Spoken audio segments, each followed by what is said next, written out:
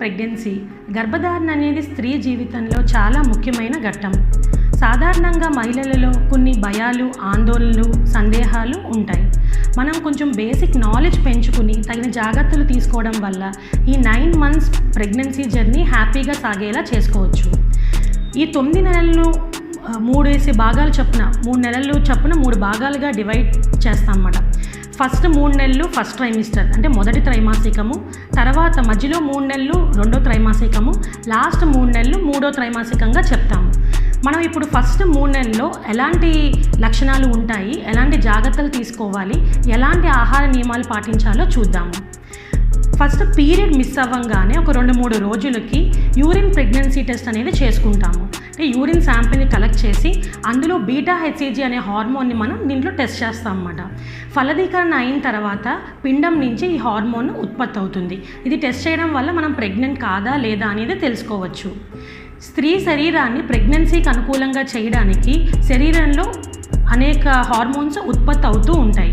ఈ హార్మోన్స్ అధికంగా ఉండడం వల్ల రకరకాల లక్షణాలు కనిపిస్తూ ఉంటాయి. అందరికీ ఒకేలాంటి లక్షణాలు ఉండాలని ఏమీ లేదు. ఒక్కొక్కరిలో ఒక్కొక్క లక్షణాలు కనిపిస్తూ ఉంటాయి. చాలా అధిక మంది స్త్రీల్లో ఉండేది వికారం, వాంతులు. ఎక్కువ వికారంగా ఉండడం, ఏం వాసన చూసినా కడుపులో తిప్పేస్తున్నట్టు ఉండడం, వాంతులు అవడం సాధారణంగా చాలామందికి ఉంటుంది. మనం కొన్ని జాగ్రత్తలు తీసుకోవడం వల్ల ఈ వికారాన్ని, వాంతుల్ని కొంతవరకు అరికట్టవచ్చు. దుర్వాసనలకి, కొంచెం ఎక్కువ సెంట్స్ లాంటి వాటికి దూరంగా ఉండడం, గాలి వెలుతురు పుష్కలంగా ఉండే ప్రాంతాల్లో ఎక్కువగా గడపడం, ఎక్కువసేపు ఖాళీ కడుపుతో ఉండకుండా చిన్న చిన్న మోతాదుల్లో ఎక్కువ సార్లు ఆహారం తీసుకోవడం, ఈజీగా అరిగే ఆహారం అంటే ఒక బిస్కెట్ కానీ, డ్రై టోస్ట్ కానీ, కొవ్వు లేని పదార్థాలు ఎక్కువ తీసుకోవడం ఉపయోగపడుతుంది. నీళ్ళు ఎక్కువ మోతాదులో తాగుతూ ఉండాలి. కొంచెం కారాలు, స్పైసీ ఫుడ్, కొవ్వు ఎక్కువ ఉండే పదార్థాలు అవాయిడ్ చేస్తూ ఉండాలి. చిన్న అల్లం ముక్క నోట్లో పెట్టుకుని నవ్వడం వల్ల కూడా చాలా ఉపశమనం ఉంటుంది. వైటమిన్ B6 కూడా తీసుకోమని చెప్తూ ఉంటాము. ఇంకా హార్మోన్స్ వల్ల కొంచెం చాలా నీరసంగా ఉండడం, నలతగా ఉండడం, నిద్ర పట్టకపోవడం, కొంతమంది నిద్ర ఎక్కువ పట్టడం, ఎక్కువ నిద్రపోవడము, తల బరువుగా ఉండడము, తల తిరిగినట్టు ఉండడము, తలనొప్పి ఇలాంటివి చూస్తూ ఉంటాం. కొంతమందిలో మూడ్ చేంజెస్ అనేవి ఉంటాయి అన్నమాట. అంటే కొంచెం చిన్నదానికే కోపం ఎక్కువగా రావడము, కోపం ఎక్కువగా రావడం, చిరాకు పడ్డము వంటివి ఉంటూ ఉంటాయి. కొంతమందికి ఆకలి ఎక్కువ వేస్తూ ఉంటుంది.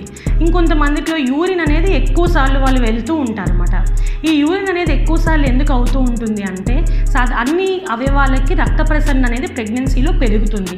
దీనివల్ల యూరిన్ ఎక్కువ ప్రొడ్యూస్ అవ్వడము.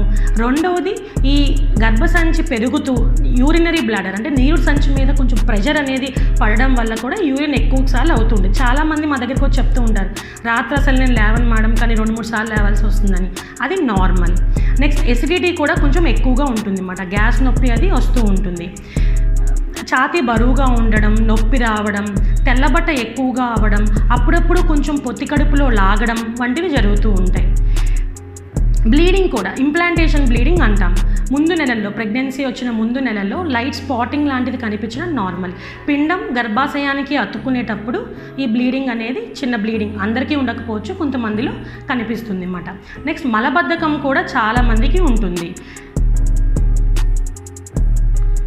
కొంతమందికి బ్రష్ చేసుకుంటున్నప్పుడు చిగుళ్ళు నుంచి బ్లీడింగ్ రావడం కూడా కనిపిస్తూ ఉంటుంది. కొంతమందిలో నడుం నొప్పి ఎక్కువ ఉంటుంది అన్నమాట. ఇది కూడా హార్మోన్స్ వల్ల రిలాక్సేషన్ అది అవ్వడం వల్ల జాయింట్స్ కానీ, లిగమెంట్స్ కానీ నడుం నొప్పి కొంతమందికి ఎక్కువగా వస్తూ ఉంటుంది.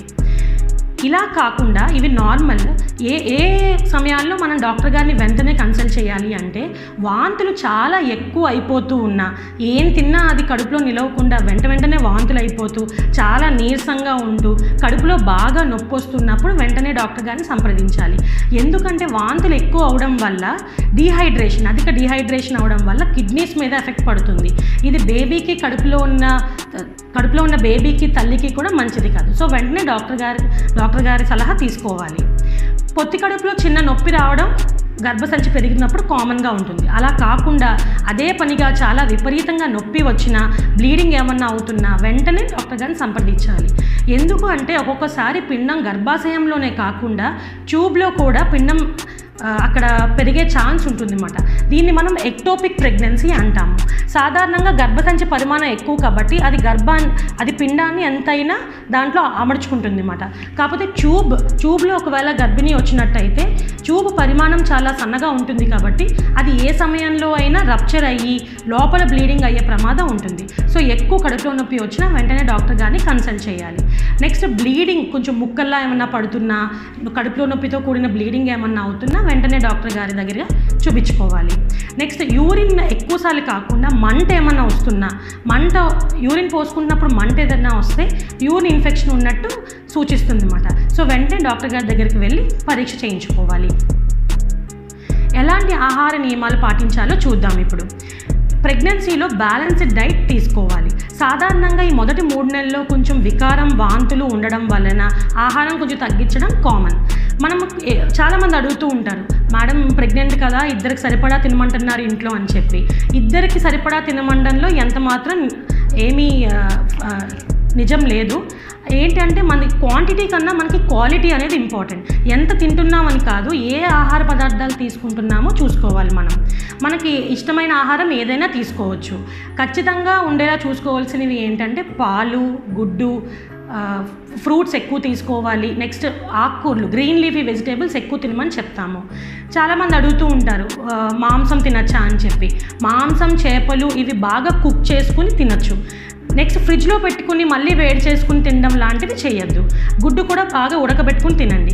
పాలు కూడా పచ్చి పాలు కాకుండా బాగా కాచిన పాలు, కాచి చల్లారబెట్టిన పాలు తీసుకోండి. నెక్స్ట్ మనం ఫస్ట్ 3 నెలలు ఏం చెప్తామంటే బేబీ అవయవాలన్నీ ఫామ్ అయ్యేది ఈ ఫస్ట్ 3 నెలలు అన్నమాట. ఆర్గనోజెనిసిస్ అంటాం. అవయవాలన్నీ ఫామ్ అయ్యేది మెయిన్గా ఈ 3 నెలలు. సో ఏమైనా మీరు స్మోకింగ్ కానీ ఆల్కహాలిజం కానీ అంటే తాగడం ఏమైనా అలవాటు ఉంటే ఇవి పూర్తిగా చేయకూడదు, ఎందుకంటే బేబీ మీద ప్రభావం ఉంటుంది కాబట్టి.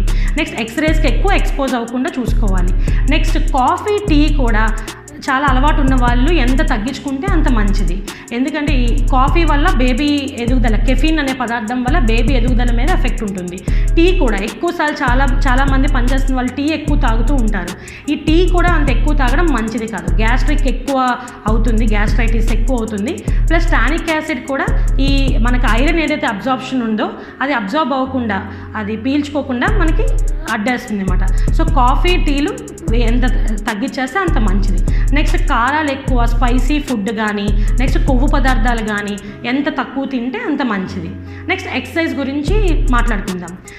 ఎక్స్ట్రీమ్స్ ఏది మంచిది కాదు. అంటే ఎక్కువ బరువు పనులు అవి చేసేయడం, ఎక్కువ కష్టపడిపోవడం, లేదు ఇంకో ఎక్స్ట్రీమ్ పూర్తిగా అసలు ఎక్కడికి కదలకుండా బేబీ బాగా పుట్టాలంటే కంప్లీట్గా బెడ్ రెస్ట్ తీసుకోవాలని చెప్పడం కూడా రెండు విధాలు, రెండు చేయకూడదు.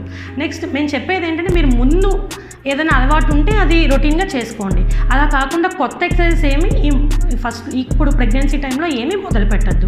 మీకు కొంచెం ఎక్సర్సైజ్ అనేది అలవాటు ఉంటే వాకింగ్ లాంటివి ఏదైనా కానీ కొంచెం గ్యాప్ తీసుకుని కొంచెం హైడ్రేషన్ ఎక్కువ ఇంపార్టెంట్, అంటే ఎక్కువ మంచినీళ్ళు అవి తీసుకుంటూ ఉండండి. నెక్స్ట్ కొంచెం బ్రేక్స్ తీసుకోండి, మధ్యలో రిలాక్స్ అవుతూ ఉండండి. నెక్స్ట్ ఇంకోటి ఏంటంటే జర్నీస్ గురించి అడుగుతూ ఉంటారు చాలామంది, ప్రయాణాలు చేయొచ్చా అని చెప్పి. ఫస్ట్ 3 నెలలు కొంచెం జాగ్రత్తగా ఉండమని చెప్తాం. ఎందుకంటే ఫస్ట్ 3 నెలలు మిస్క్యారేజ్ అంటే అబార్షన్ రేట్ కొంచెం ఎక్కువగా ఉంటుంది అన్నమాట. సో మీరు దూర ప్రయాణాలు ఏమన్నా ఉంటే ఈ ఫస్ట్ 3 నెలలు కొంచెం అవాయిడ్ చేయండి. లేదు తప్పదు ఇంకా వెళ్ళాలి అనుకుంటే కుదుపులు లేని ప్రయాణం చేయమని చెప్తాము.